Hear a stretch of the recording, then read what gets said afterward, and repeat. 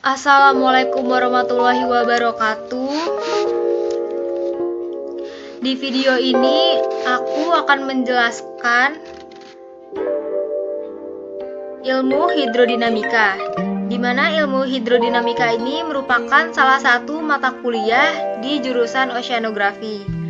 Sebelumnya, perkenalkan, nama aku Syifa Akvanita dari jurusan Oceanografi, Fakultas Perikanan dan Ilmu Kelautan Universitas Diponegoro. Langsung aja kita masuk ke materinya. Apa itu hidrodinamika? Dalam mempelajari hidrodinamika, kita akan mengenal istilah hidrolika. Secara sederhana, hidrolika adalah salah satu topik dalam cabang ilmu yang berurusan dengan sifat fisis fluida atau hidrodinamika yang mempelajari aliran secara mikro dan secara makro. Hidrodinamika akan meletakkan dasar-dasar teori hidrolika yang difokuskan pada rekayasa sifat-sifat fluida seperti densitas, viskositas, tegangan permukaan, kemampuan mampatan, serta perilaku fluida atau kecepatannya. Konsep dasar hidrodinamika. Ilmu fluida mekanis didasari oleh massa dasar atau partikel dari fluida. Partikel ini sulit dijelaskan keberadaannya. Sedangkan ilmu hidrodinamika ini mempelajari fluida dalam skala makroskopis yang disebut juga sebagai corpus alineum atau kumpulan badan asing. Partikel diasumsikan sangat kecil sehingga setiap partikel dianggap sama dan konstan, memiliki kecepatan yang sama dan massa jenis yang sama. Partikel fluida dasar ini diasumsikan homogen, isotopik, tropik, dan kontinu dalam artian makroskopik. Hubungan antara partikel-partikel fluida dengan gaya friksi. Yang pertama, gaya yang bekerja, yaitu ada gaya tekan dan gaya friksi atau gesek.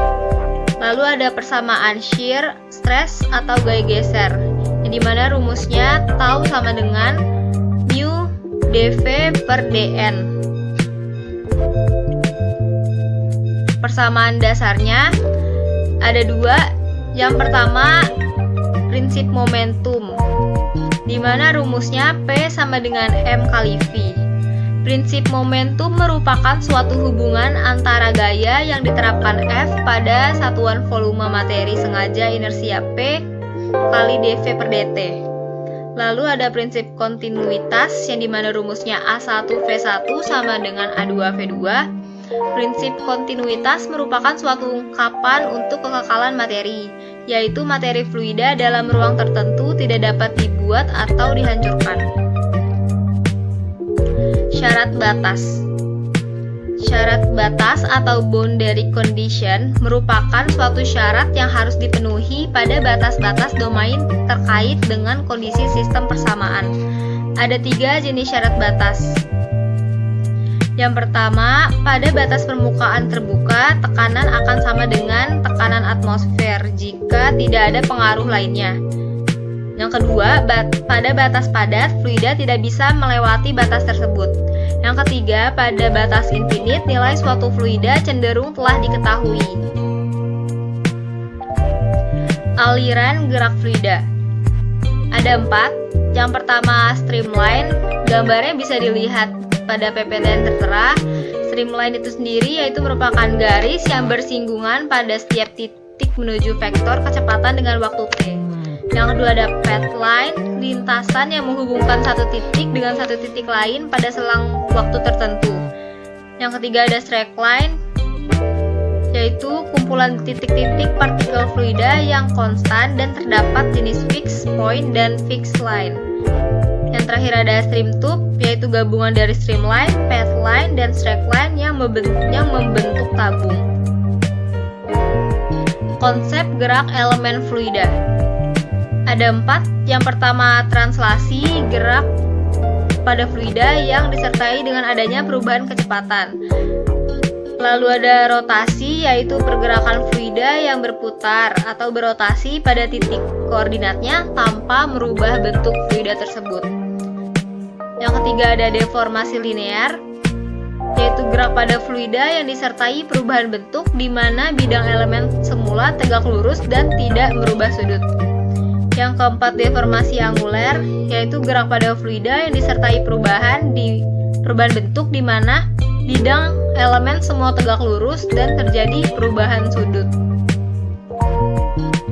Lalu, apa sih alasan mempelajari hidrodinamika dalam keilmuan oceanografi?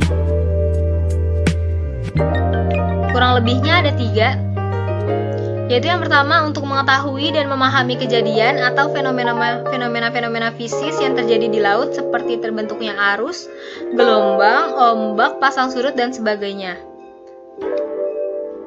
Lalu kita juga dapat memahami dasar gerak fluida yang melibatkan gerak fluida yang kompleks seperti ombak.